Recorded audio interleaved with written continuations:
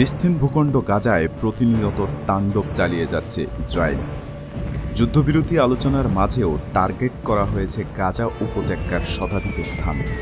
গত ২৪ ঘণ্টায় আরও প্রাণ কেড়ে নিয়েছে ৮২ নিরীহ ফিলিস্তিনি। এদের মধ্যে বেশিরভাগই ছিল নারী ও শিশু, যারা শুধুমাত্র খাদ্য সহায়তা ও সংগ্রহের জন্য লাইনে দাঁড়িয়েছিলেন। খাদ্য নিতে লাইনে দাঁড়িয়ে থাকা এই মানুষের উপরে ইসরায়েলি বিমান হামলায় একসাথে প্রাণ হারায় ১৫ জন। খাবারের আশায় লাইনে দাঁড়িয়ে থাকা মানুষের উপর এমন নেক্কারজনক হামলা বিশ্ব বিবেককে নাড়িয়ে দিয়েছে।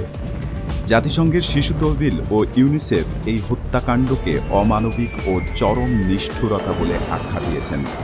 সংস্থাটি বলেছেন, মানুষ যখন কেবল বেঁচে থাকার আশায় সাহায্য নিতে আসে, তখন তাদের হত্যা করা সম্পূর্ণ মানবতা বিরোধী।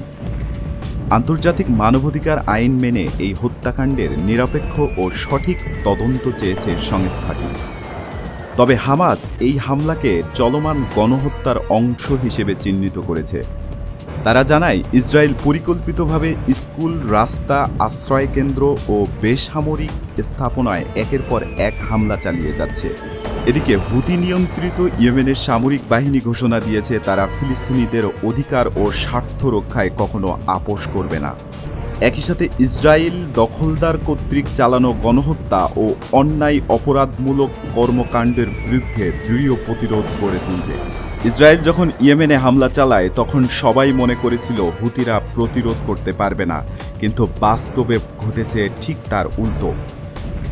সম্প্রতি দখলদার, যুদ্ধবাজ ও গণহত্যাকারী ইসরায়েলের বড় ধরনের বিমান হামলার সময় হুতি আনসারুল্লাহ বাহিনী নিয়ন্ত্রিত ইয়েমেনের সামরিক সশস্ত্র বাহিনী তাদের নিজেদের তৈরি বিমান প্রতিরক্ষা ব্যবস্থা প্রকাশ করে, যা ইসরায়েল বিমান ব্যবস্থাকে সম্পূর্ণভাবে ভয় পাইয়ে দেয়। এই তীব্র প্রতিরোধ দেখে বেশ কয়েকটি হামলাকারী যুদ্ধবিমান পালিয়ে যায়। এই হামলার সময় ইয়েমেনের সশস্ত্র বাহিনী অসংখ্য ক্ষেপণাস্ত্র পাল্টা নিক্ষেপ করে ইসরায়েলের যুদ্ধবিমানের বিরুদ্ধে রুখে দাঁড়ায়।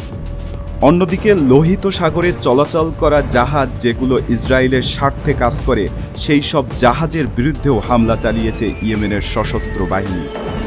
এমন প্রেক্ষাপটে তারা ফিলিস্তিনের দক্ষিণ অঞ্চলের ইসরায়েলের দখলকৃত বন্দরগুলো কার্যত অচল করে দিয়েছে এবং ক্ষেপণাস্ত্র হামলার মাধ্যমে ইসরায়েলের গুরুত্বপূর্ণ বিমানবন্দরগুলোর, বিশেষ করে বেনিগুরিয়ান বিমানবন্দর এক চরম সংকটে পড়েছে।